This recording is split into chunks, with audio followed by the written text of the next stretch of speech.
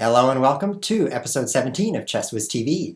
Today we have a special guest on air. We've got Andrew Matrix Ng. He goes by Matrix online, so that's how you guys know him. He is a national master, so very, very strong player. Quite a bit better than I am. So I'm going to take this opportunity to give myself kind of a free chess lesson from him. Why not? When you're famous, you get those kinds of things.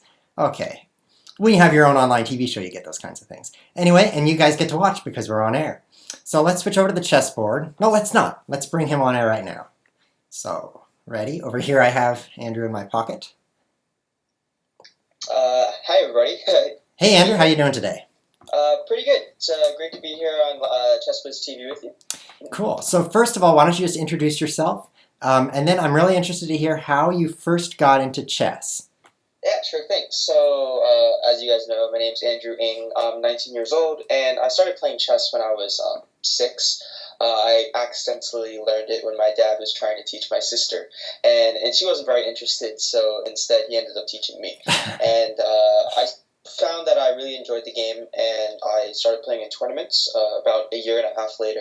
Oh, wow. And so just 7, did you play in kindergarten level tournaments then? Yeah, yeah. I went to a local recreational center for chess lessons, and Oh, okay. I started playing in tournaments, and I found that I was doing pretty well. And then I started taking the game pretty seriously, and I would play in a tournament pretty much every week or every other week. It's pretty convenient when you live so close to the city. Uh-huh. And I played nationals and such, and I made the master when I was 13, and wow. That's a little bit before that is when I started winning some national titles. And so just hold on, I gotta stop you guys. Okay, guys, yeah. Listen to this. He's a master at age 13. I am not a master now, and I'm way older than 13. So there's a big difference here. Okay, go on. Master at 13. Yeah. So right after I made master, I played for the U.S. team at the World Youth in Antalya, Turkey. This was in 2009. Okay. And around that time, I started playing competitively, playing less so competitively, and I focused more on coaching. Okay. And I started coaching when I was also 13, as soon as I made master. And I founded a chess club at a local elementary school where I taught about 70 kids for an hour every single week throughout my 4 years of high school. And now I'm a sophomore in college, currently taking time off, but I haven't played as much recently. I usually only get in maybe 4 or 5 tournaments a year nowadays. Aha. So when you were in high school, you were teaching, you were competing, all that good stuff. And then when you graduated, things died down a lot. Yeah, I mean, they're already on the decline pretty much when I was in high school. But yeah, they pretty much slowed down considerably as soon as I graduated.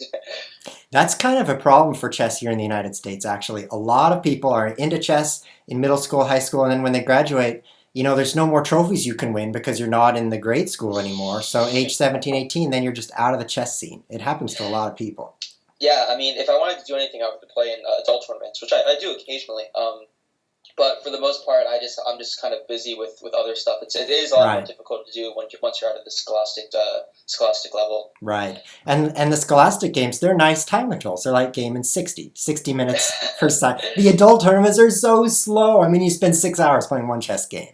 Yeah, the major tournaments World Open, U.S. Open, it's all very serious, and I'll have to dedicate quite a bit of my time now if I want to go ahead and do those again. Right, same here. That's why I'm on TV instead. Yeah.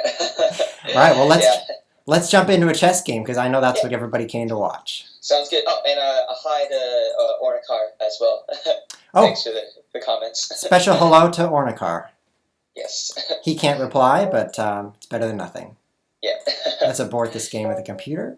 So for everyone who's tuning in, Andrew cannot see the board on the stream because he doesn't have the stream open. The reason for that is that would actually confuse him because there's a delay between the stream and real life. So he's just on the phone here with me, and then at the same time we're going to hook him up to Live Chess. So he can see your chats, by the way. So if you want to chat with him, come over here to Live ChessWhiz TV, click on that, and then you can see a chat box to the left. When you type in there, Andrew will see the response, and I will. So I'll tell him if it's any good and if he should be replying to that.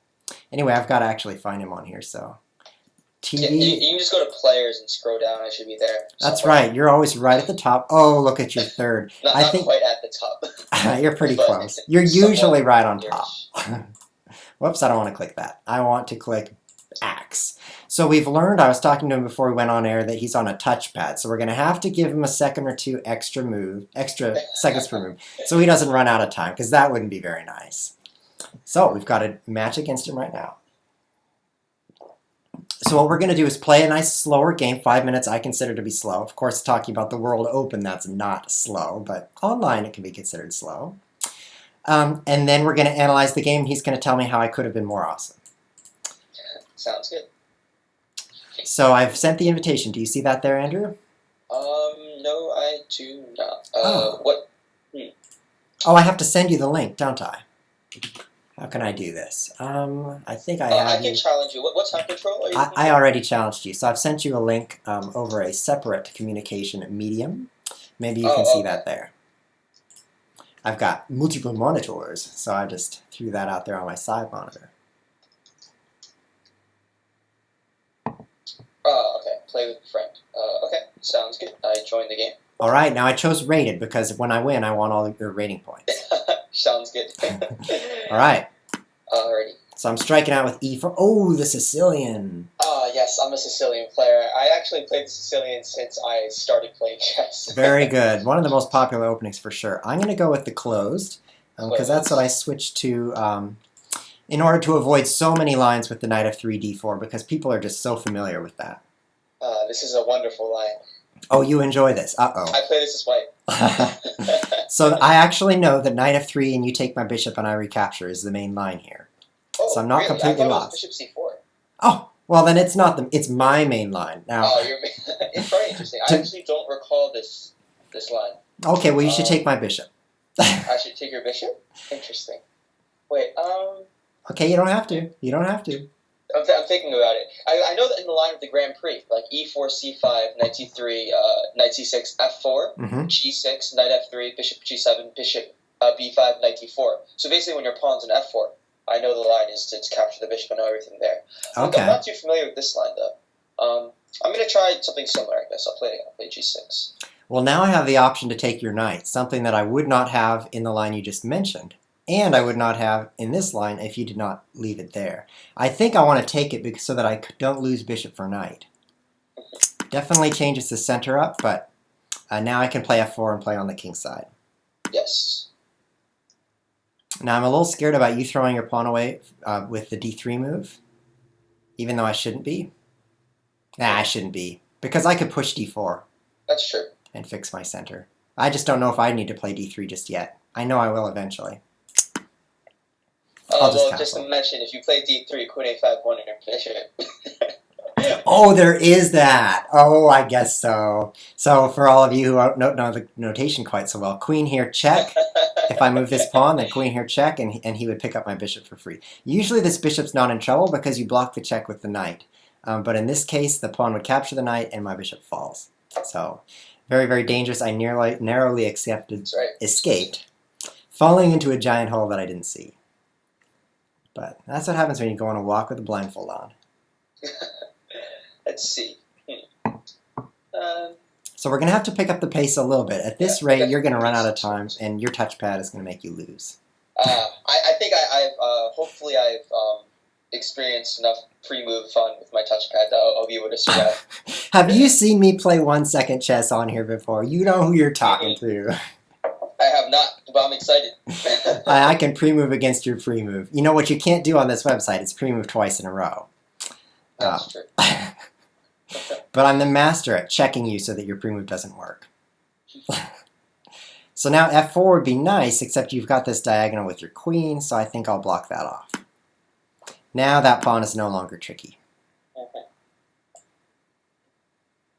So f4, as we discussed, taking space on the king side. Is there any danger? There is danger. With d3 check, you would endanger my knight. That's true. D takes e4, d3 is my threat.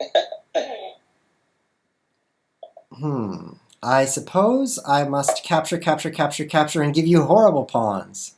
But are they horrible? They are horrible. I mean, double isolated pawns. Isolated pawn. I read in the book that these pawns are a bad, bad pawn structure. Structurally, I agree. However, it's interesting that they give me very interesting dynamic play in the center. Because if you think about it, your dark squared bishop is going to have a hard time developing, and you're going to have a weakness on e3 for some time. So although they structurally they are horrible, my piece play associated with those pawns can be pretty active. So you have to be a bit careful. So I'm noticing the problem already, because my f4 pawn used to be great working with e4. Yeah. Now it's all alone. And f5 was nice to have that ability. Now it's just stopped up on f4 there. Exactly. So what do you think of my playing g4 sometime in order to help my king side? Would that weaken my king too much if I move? G4 is an interesting idea, considering you have to find some way to release your pieces. But honestly, I'm going to play h5 before you have the chance to do that. Oh, yes, if I play h3 to prepare, then you bring your pawn out. I'm going to play h5 and then knight f5. And then my pieces are looking quite nice in a bit. So your pawns become so annoying, I'm considering c3 after some preparation. So yeah, that's also an idea. So you notice that like the pawn structure although it is quite bad and it looks quite bad, double eyes to the pawns. My control in the center and my control on e3 can be quite annoying. So I like f2 for my queen. It looks like an interesting square. From there I can hit, better save my bishop here. From there I can hit the d4 square and cover e3. I don't like the weak c2 pawn though. Not a4? Oh, a4 would have been much better, because now I lose my b pawn. Oh no. Oh yeah. Oh, this is very serious. A4 was the right move. Yeah. That would have held things together so much better. 1,000% better. Uh-oh. Ladies and gentlemen, Matrix is beating me and we've just started our chess game. Well, with c2 falling, d3 falling, those pawns become pretty dangerous. Mm-hmm.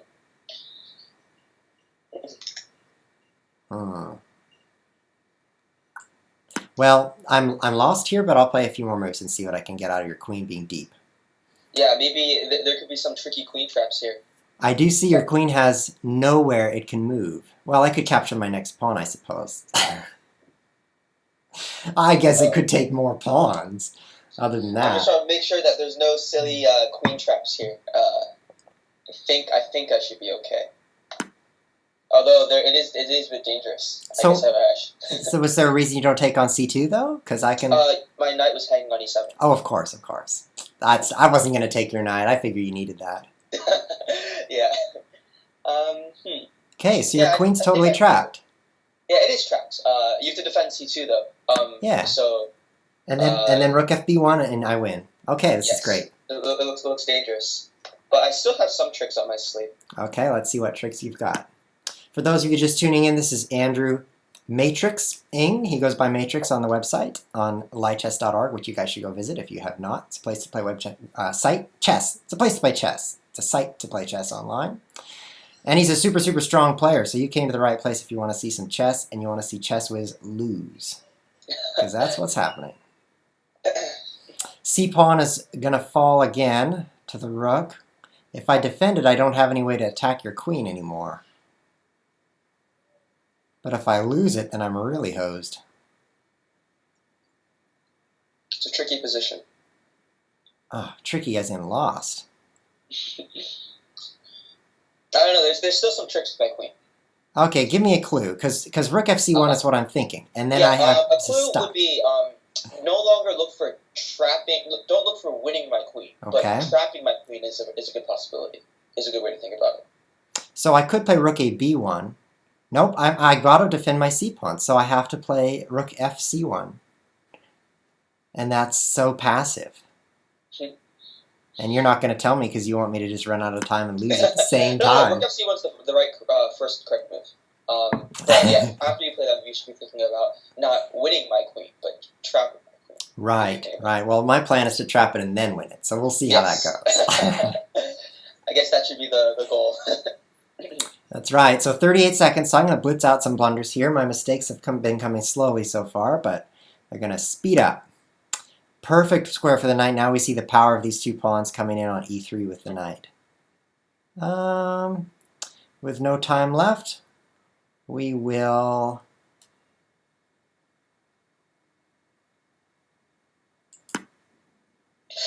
Ooh. Oh, Okay. So unfortunately, your rook hangs. The plan was rook A B1, queen takes A2, rook A1 forces a draw by perpetual because my queen is trapped.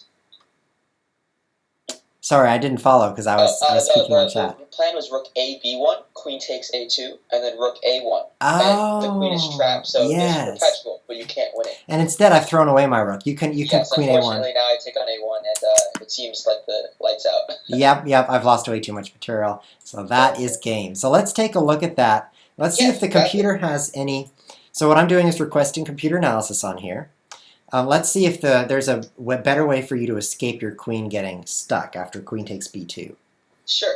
Is there any way for you to invite me to the board, or do I have to? I think if you click view, yes, click that button down at the bottom, and then you'll be there as well. Okay. So while this is calculating the analysis, why don't you take an opportunity here to tell us about the website you've been working on, Chess Academy.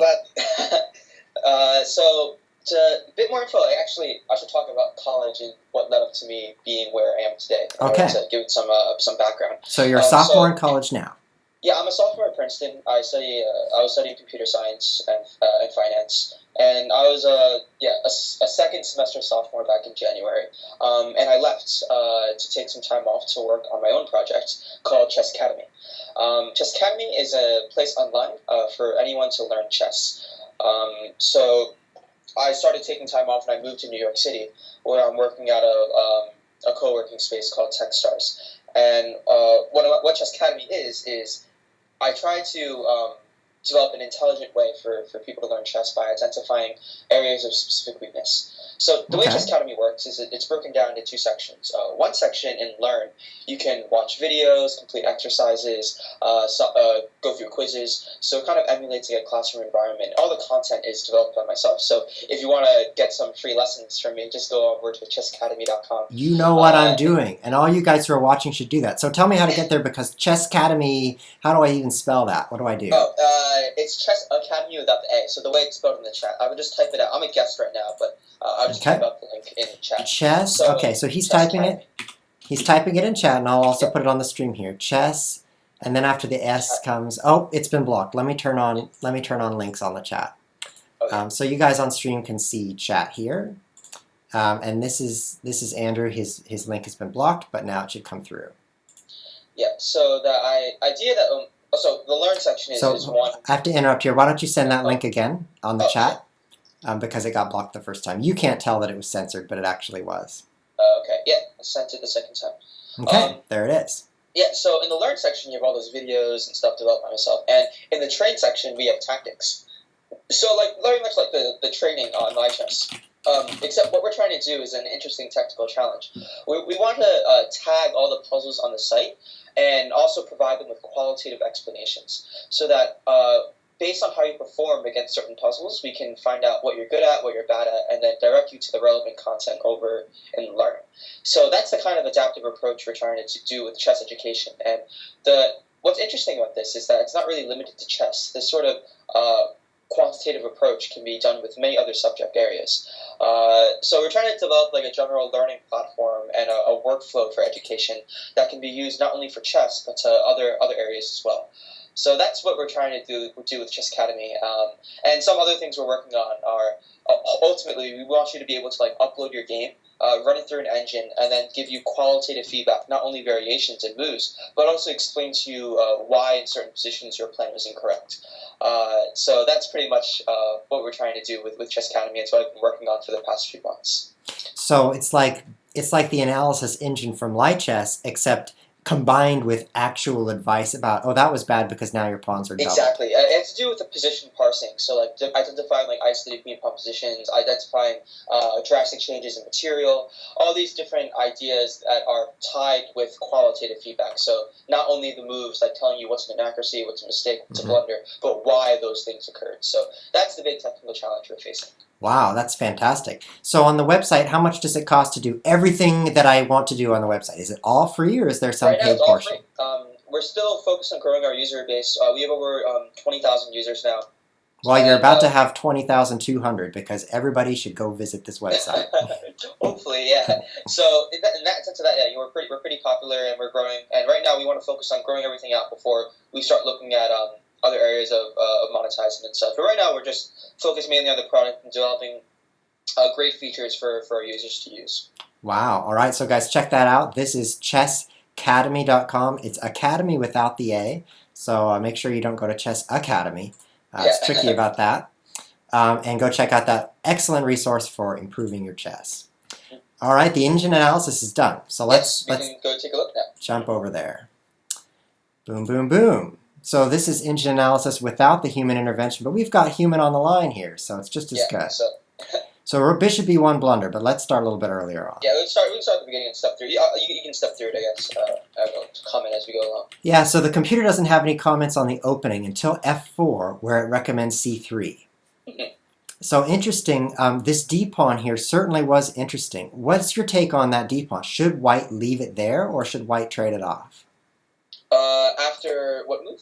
After 10 f4.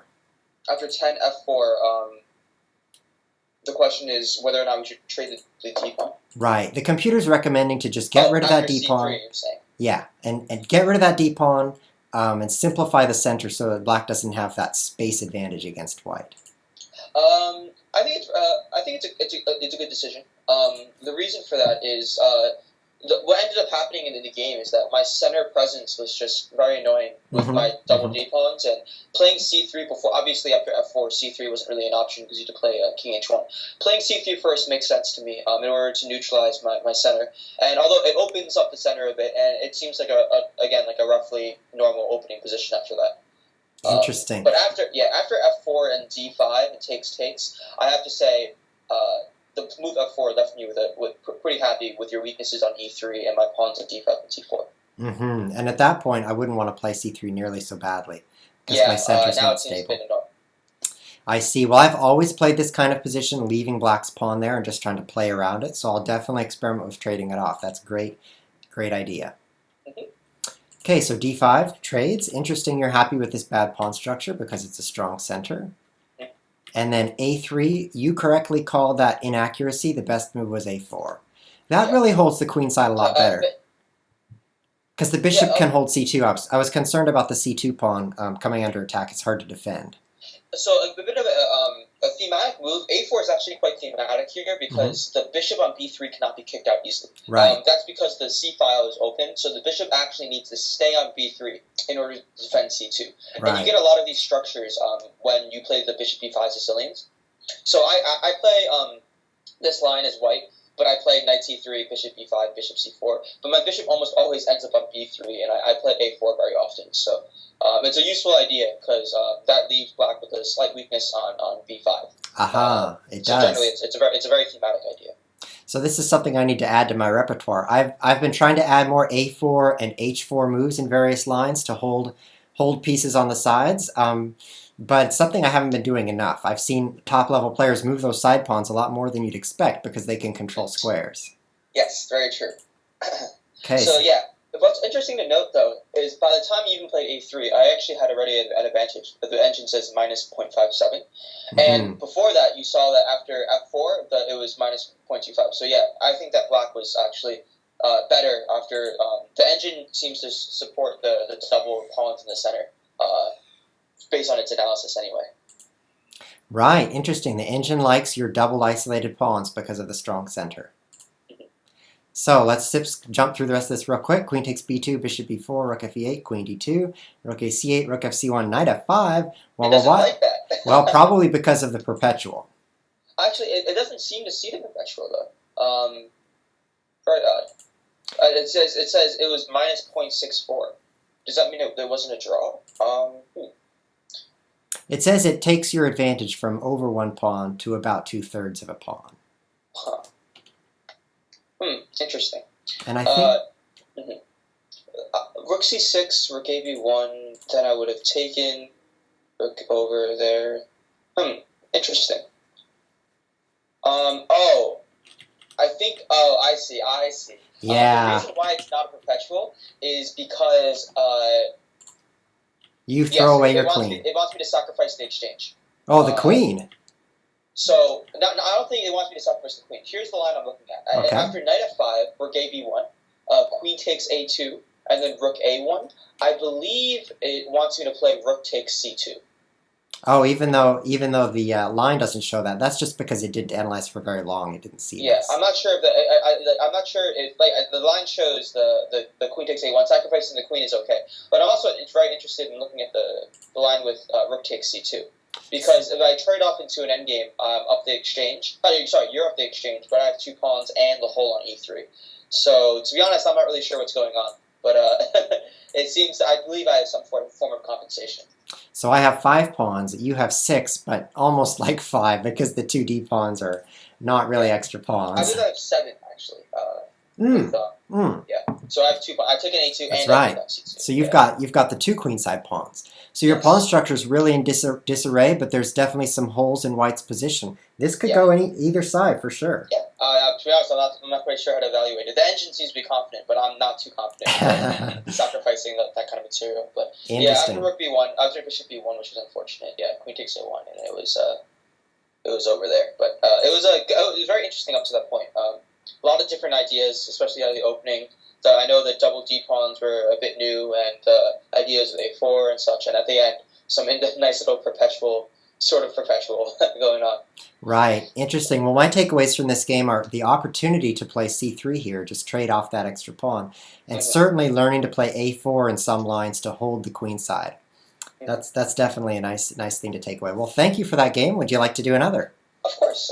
My pleasure. All right. So play with a friend. That's very honoring. We'll do the same time control. Actually, we're going to bump it up to 7 minutes. We probably won't take the whole time, but I like the time we had to talk about the game. Whoops. I want to choose black. Sure. I want to choose black so that we get to play both colors here. So I will send you the link to that game. First person to come to this URL will join. Now you have to beat all the viewers who are going to try to come play me and mess us up. I will try my best to be fast. And I am on the board. And we are in. All right. Good luck. I am an e4 player. Good luck. All right. So, and I am a French defense, as many viewers know. So for those of you just tuning in, this is Andrew Matrix-ing on the line with me here. Andrew is a almost 2400 USCF player, very strong player. If you want to know his background, you should watch the recorded version because he gives quite an introduction there at the beginning of the cast. I'm going to capture here because it simplifies into something that's not nearly so difficult to play. I enjoy these lines immensely. Oh, how interesting. You already know everything I'm doing. I'm happy with this trade. I think knight g3 gives me a little more trouble, in my experience. Have you tried knight g3 in that line? Instead of trading knights? No, I can't say I recall knight g3. Okay, I guess I'm making it up. No. It's probably a line, but I don't know if it is a line. Are you saying there's a line in chess that you don't know? Fortunately, there's probably many lines I don't know. Yeah, there's probably at least 3. I've got a chess opening book here that's thicker than my... Well, it's thick, so... Let's see. It'd be pretty impressive to know it all. I actually have to say I don't really recall the lines here. Excellent! Then we're on even footing. I feel like, as black, I'm taking a disadvantage by trading and pulling your knight out. But now in this position, the disadvantage is very, very small. So basically an even position. I'm quite comfortable here. Are you really going to castle queenside?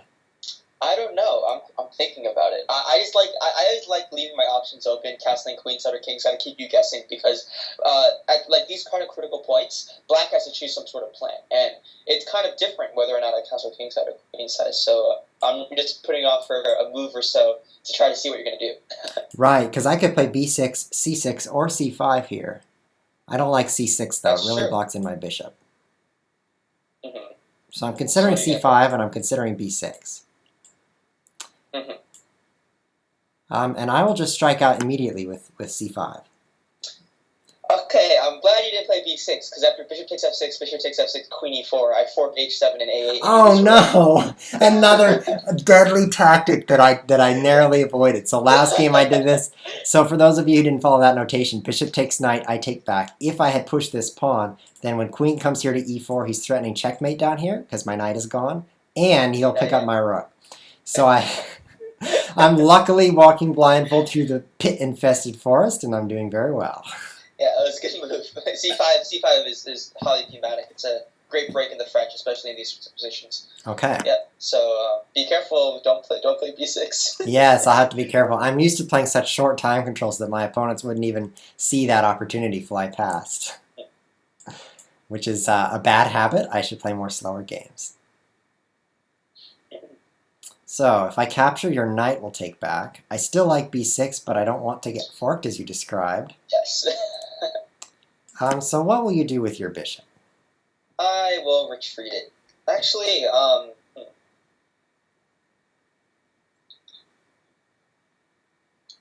interesting.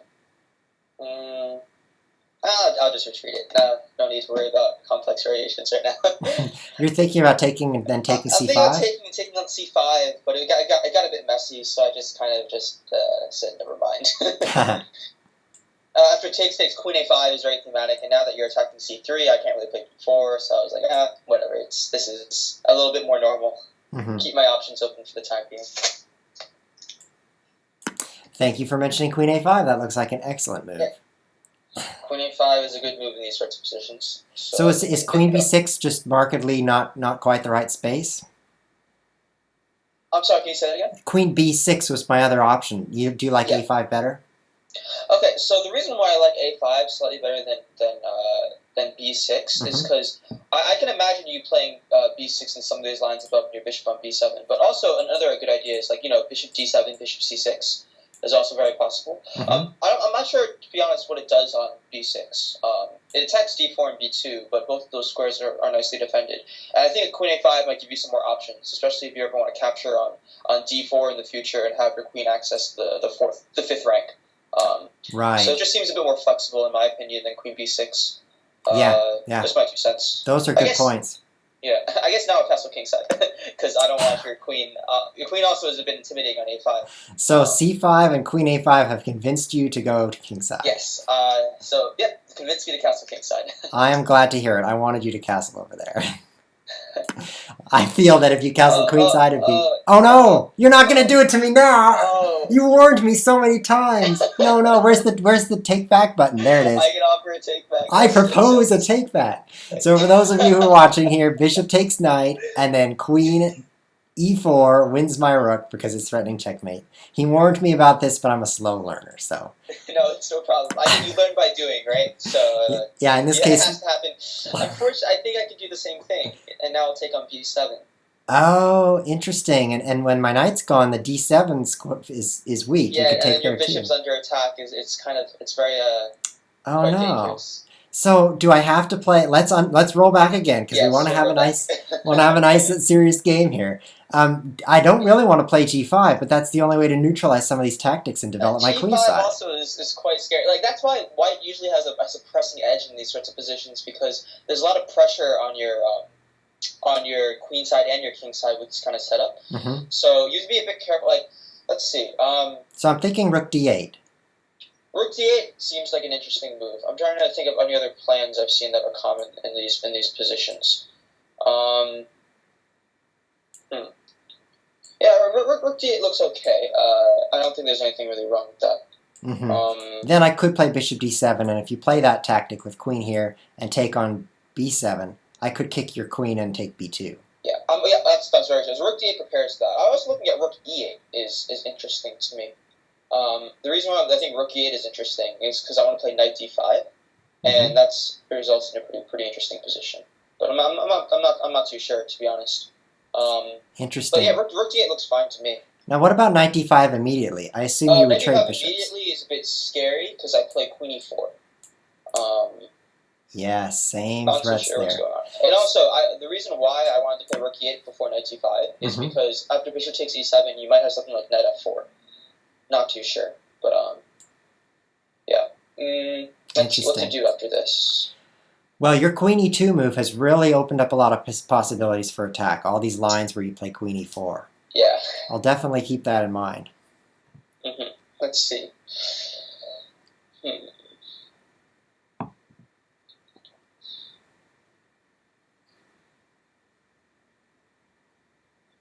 Aha. After 2 Yeah, takebacks, we happy found a good thinking. move. It only takes 2 takebacks on average to make Andrew Matrix-ing think about his chess game. Let's see. So you could develop your rooks, but there's no immediate threats from that. Yeah, I'm trying to find some move that makes it just difficult for you to develop. Because that's my goal. Making life a bit hard for you. Makes sense. And once I have bishop d7, bishop c6, rook a c8, I'm pretty much developed. So any way I can hinder you in this process. Okay, I think I have an idea. Uh-oh. I'm going to start with rook f d1. Oh no. Is my starting point. We got spammers in the chat, so do not allow links. Nobody click that link in the chat unless you want to get rickrolled. Okay, so are you making things difficult for me? Let's take a look. Not totally evident yet how I'm doing it, but I'm just trying to set it up so it's difficult for you to finish the development of your pieces, because I have the initiative right now, and I want to be able to hold on to that for as long as possible. But if you finish developing your pieces to good squares, I'm going to lose it. So I just need to find some tricky moves to hold you at bay while I develop some tactics. Yes, your pieces are a bit more active, more possibilities. It's used to find the most accurate moves in order to neutralize my temporary advantage in development. That's something that really falls apart for me in faster games especially. I have more space and better development. A few moves later, it's equal. I lose my edge. Yeah. So now here comes the test. It's going to be a bit tricky for you after knight e5. Let's see what you do. Yep, I saw that. Yeah. No problem. The viewers on stream can see that I'm considering bishop e8. Interesting. Bishop c6 isn't that bad because those pawns will get undoubled soon. You're not going to give me any clues, and I don't want any.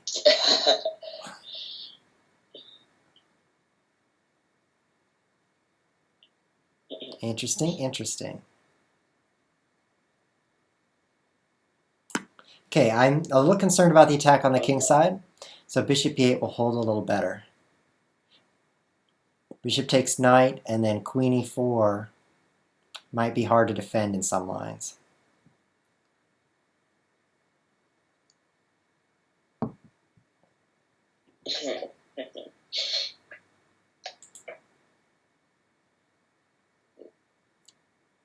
We've got him thinking, ladies and gentlemen.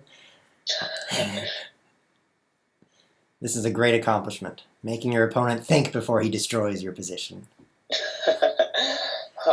This is interesting. So I'll just give you a bit of look in my thoughts. I'm looking at knight g4, bishop takes f6, queen e4, knight takes g6, bishop takes f6, bishop takes f6, queen e4, knight g4. There's a lot of very, very interesting ideas here. Knight g4 seems to be the most promising so far. Starting with knight g4. Yeah. Because my knight is now pinned. Yeah, I'm not too sure though. It's still a very tricky position.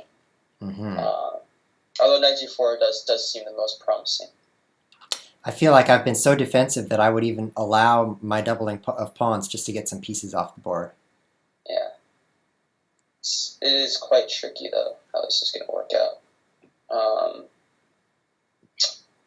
Takes queen e4. Knight takes g6 unfortunately doesn't work because your king goes to g7. You seem to be okay. So, takes. Alright, knight g4 I'll roll with.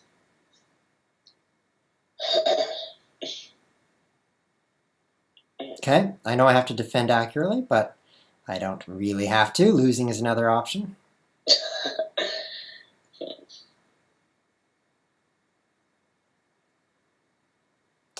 Take. I will start with taking. I like that it allows my queen to come over here and help defend on the king side if needed. I think that was the right decision. Allowing your queen to defend all that nasty business going on. In the worst case scenario where my pawns get doubled, I could block things off with f5. It's my last ditch effort to defend. Now you've only got 1 minute left, so whip out your touchpad here.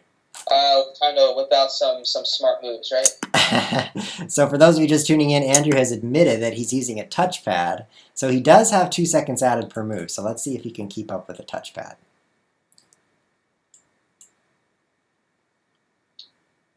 I hope I haven't lost my touch. I still have some speed in me. What a clever pun. Lost your touch. Alright, let's stay here. And play... Let's see, what should I start with?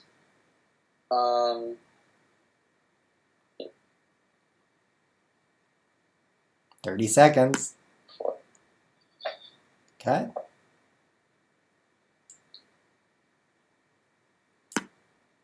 Block that attack off. And now my queen is also blocked off.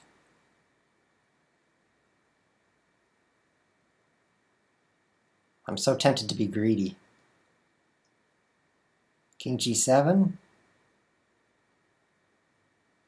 Pretty scary.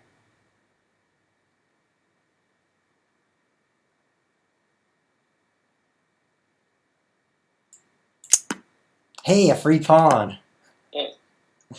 All right, now I just have to hold everything together, turn that pawn into a queen. Oh, he's moving quicker with that touchpad. Okay.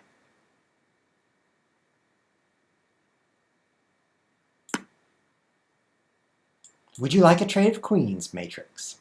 It's a good question.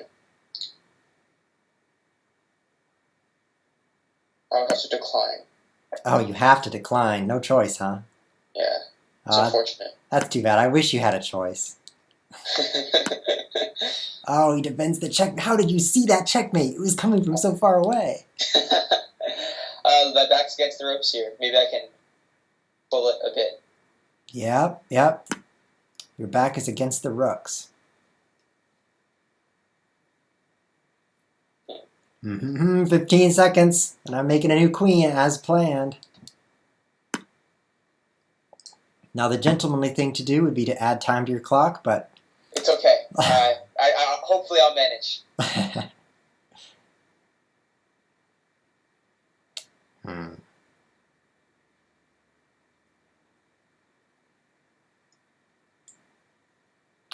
I disagree. I think hopefully you won't manage. I think I have it in me. Now I'm the one short of time. 6 seconds, but we've got 2 seconds added per move, so there's infinity time remaining.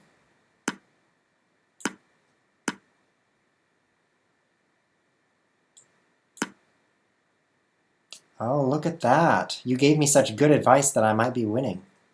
Oh no, this is bad. Well, it depends who you are. You know, for the black player, it's actually kind of nice. Oh, that's very true. Looks like this is game over. And ChessWhiz is the winner! No! That was very well played. After 2 free takebacks, I suppose. That's no problem. Well, let's jump into computer analysis and see Let's do it. how things could have gone. So I'll go ahead and request that. So I have to ask you, Matrix, while this analysis is loading, is your name named after The Matrix, the movie, or is it just an accidental pun? It is a purposeful pun, actually. It's meant to be a name. It should sound like the movie, but it has its own chess-related connotations with Matetricks. Right. So you had the movie in mind, but yes, it's actually not an original name.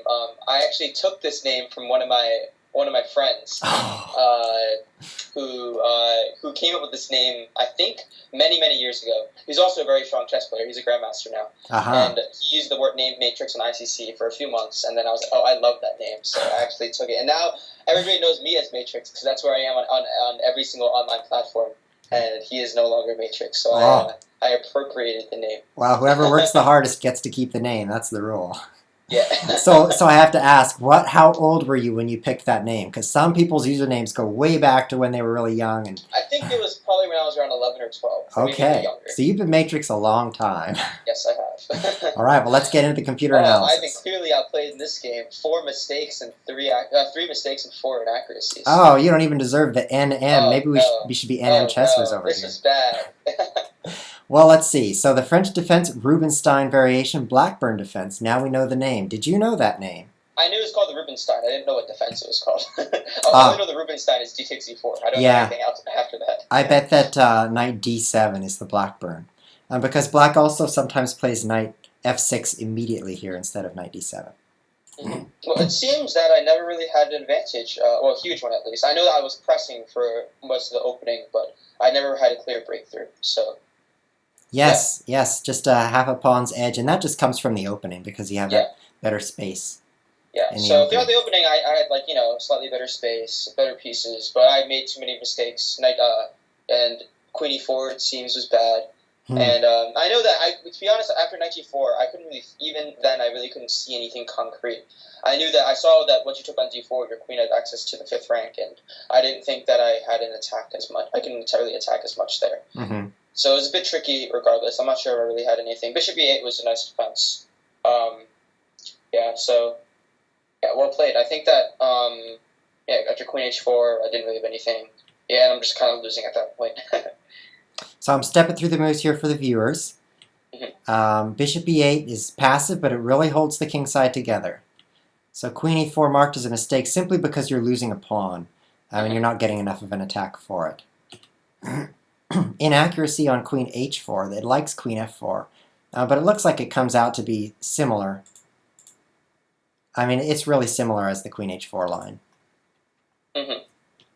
D takes c3, b4, queen e5 is where we are. Queen takes h6, queen g7. Inaccuracy best was bishop a4. I'm interested to see if there's an even sharper way to take advantage of this extra pawn. The bishop a4 line here on move 21 might make the pawn deadly a little bit faster. Interesting. We were kind of short on time there at that point, and I just wanted a queen trade, which you did not. So queen g7, queen e3, bishop c6, and my bishop is active now. So what's black's advantage here? 1.9. Wow. So it's not just an extra pawn, it's an extra passed pawn that's not easy to pick up. Interesting, rook a c8. How did I miss rook takes c2? I should have seen that. Because after queen takes a1, I have queen g3, forking your rook and your king. Let me jump into that line because I thought I was holding things together by attacking a1. Yeah, after rook d6, it's vulnerable to the check on g3, so that's why I can play rook takes c2.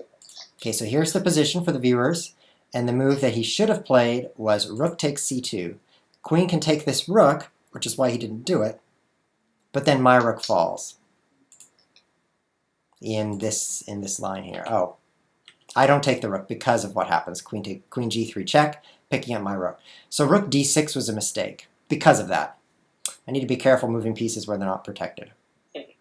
Interesting. It's funny what happens with the analysis. If neither player sees a tactic that goes by, then you just get question marks everywhere because one player allowed it, then the other player missed it. It just stacks up, right? Over and over and over.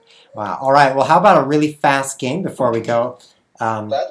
I'll play some 2-minute if you want. 2 minute. You're willing to take a 2-minute game on a touchpad. That's what I'm talking about. I need to practice my touchpad skills. Oh, come on. You just need a real mouse. Let me show off my mouse to the viewers here.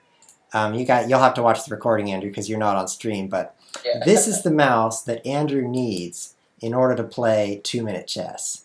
This is the mouse craziness. Are you ready? No, I'm showing off my mouse. Oh, okay. sorry about that. Okay. I'm itching to try to see if I can pre-move my touchpad. All right. This is pre-move touchpad versus ChessWhiz, the emperor of speed chess, self-proclaimed emperor. Let's say GLHF, which stands for good luck, have fun. I'm ready. And then YouTube. That's right.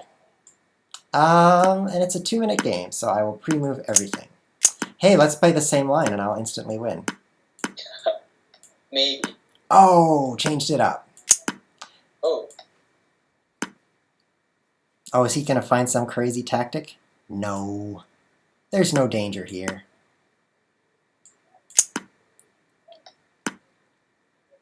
Bishop e8 is a great defensive move, we've learned. Not quite so good in this line, though. It looks a bit awkward now. Yes, indeed. 2 minutes is too much time.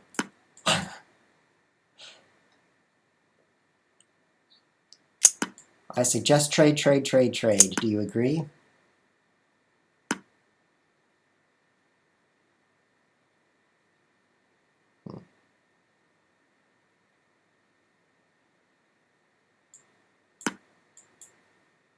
Well, you're well ahead on time considering that touchpad. Concerned about the weakness on e6, but I would love to trade one more time and then work on playing e5. Seems a bit interesting. These are positions where I want to sack material. Uh-huh. I didn't even consider that possibility. Unfortunately, it doesn't seem like it's as effective as I would like it to be. Bishop takes h7, queen h4 check. Lucky for me that doesn't work, because I didn't even think about it. I was tempted, greatly tempted. e5 now? Let's see. Take, take. My e-pawn gets pretty weak. Let's just continue working on improving the pieces.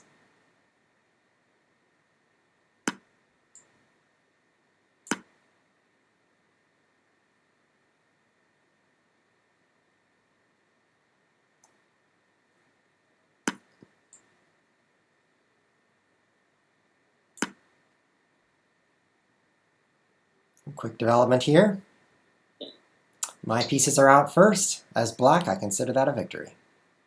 Indeed. Need to save my knight. I don't really mind the doubled pawn since they're coming toward the center. 92. Wow, I was embarrassing on my part. Oh, you know what? That would have been great. I think that would have been a wonderful way to end the show.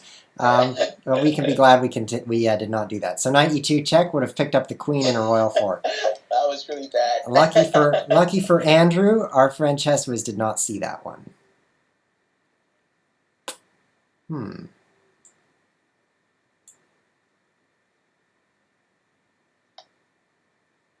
I'm ready to trade. Loving trades.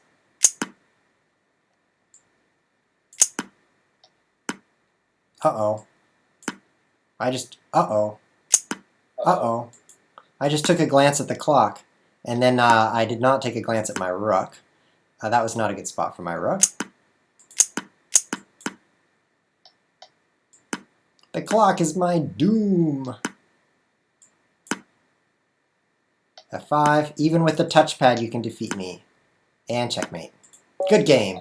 Good game. Okay, I'm imagining a virtual reality here where I played 92, alternate universe, and it went great. It just went really great. So we've got, 2 or 3 more minutes in the cast. Let's see if anyone on chat has any questions for you before we go. Sure, now, sounds fine. First of all, there's a little delay in the stream, so it's going to take 20 or 30 seconds for people to even hear me say that. But you guys, if you want to ask Andrew a question, this is your chance before we go off air. Andrew is Matrix. He's the guy who's been playing us, and he's offered his time for the cast today, so it's been very good. Thank you, by the way, for joining us. I'll thank you again. My pleasure. Thanks for inviting me. It's been great. Well, I don't want an ad. Stop. But this is the chat box over here, guys. Let me bring that up for you. There is such a thing as not good ads. for your food. Stop. Okay. So live chess, play. So this is what you guys need to do. Click on Live ChessWhiz TV, which you already did. If you've got the video in full screen, you need to shrink that and talk in chat. If you have any questions for Andrew about those games or anything at all, you need to ask your questions in there or not answer them at all. That's your choice. So far, the chat says, tell us about Chess Academy, which we did, but there's a lot of viewers right now that were not on when you said that before. So why don't you give me the 15-second condensed version for Chess Academy once more for the new viewers. Yeah, gladly. So the short version of Chess Academy, what I've been working on for the past few months is a fun, easy, free way to learn chess. It's called. You can just go to chessacademy.com to check it out. And yeah, I'd love any feedback you guys have. Just feel free to email me at andrew@chessacademy.com if you have any questions or any feedback for the site. Oh, my pleasure. Yeah, this is an excellent website, guys. You should definitely check it out. Look how clean it is. Look how awesome. And you can earn points and achievements. That's what I'm talking about. I love achievements. That's why I can't... Also, just something on my part, I actually love live chess as as the my favorite place to play chess. I like it more than anywhere else if it's free, open source. Many thanks to the developer for making such an awesome platform. Indeed, it's just so easy, ad-free, runs nicely in the browser. You don't have to install any software. It is the place to play chess. Agreed. I think over time we're going to see stronger and stronger players on the site. I think so as well. All right, so let's take a look at chat. You could get out the announcement. Oh, okay. So I think this is feedback about the ads in the stream, which is feedback for me, not for you, Andrew. But I think there's too many ads in the stream, which is too bad. That's something for me to work on. Everyone else just says, good game, GG. Well, that's it then. No more questions. So this will be ChessWhiz TV signing off. Thank you one more time, Andrew, for tuning in with us. Maybe we'll be able to do this again sometime. Yeah, one last thing. Before, I think the Warren Carr has a question. What new feature would you like for live chess? Oh. I've seen your pad in with future ideas. And I'll browse to that one more time and tell you what things I think you can do maybe better. I'll send Thibault a message, I guess, later on, letting him know what things I love about live chess and what I think can be improved. Great. But yeah, thanks for asking that question. I have feedback for you as well, Thibault, which is the creator of Light Chess. I was trying to use Light Chess on a tablet device, and I know some of the viewers have tried to do that. It's hard to move the pieces on the board with the tablet. And, you know, it's just a little bit laggy. And there's talk about a mobile version, but I think something needs to be done because the world is going more and more toward mobile and toward tablet. And although Light Chess is great on desktop, I think there's room for improvement on those smaller devices. So, all right, that is that. Thanks for tuning in, everyone. We'll see you guys next time. That'll be Tuesday. On Tuesday, we are playing Chess 960 around the world. So it's going to be scrambled chess pieces in the starting positions. You guys know what Chess 960 is. So if you want to see some Chess 960, tune in Tuesday at 3 p.m. GMT. Thanks for watching.